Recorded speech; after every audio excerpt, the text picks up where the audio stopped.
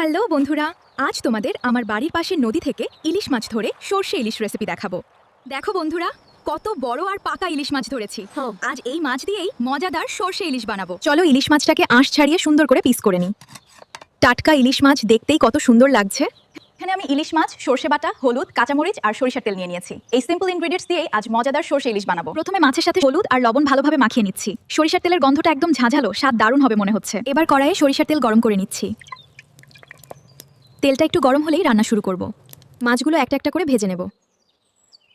এখন মাছগুলো হালকা ভেজে তুলে নেব। মনে রেখো, ইলিশ মাছ বেশি ভাজলে সফট টেক্সচার নষ্ট হয়ে যায়। এখন মশলা মাখানো ইলিশ মাছ কড়াইতে দিয়ে দিচ্ছি।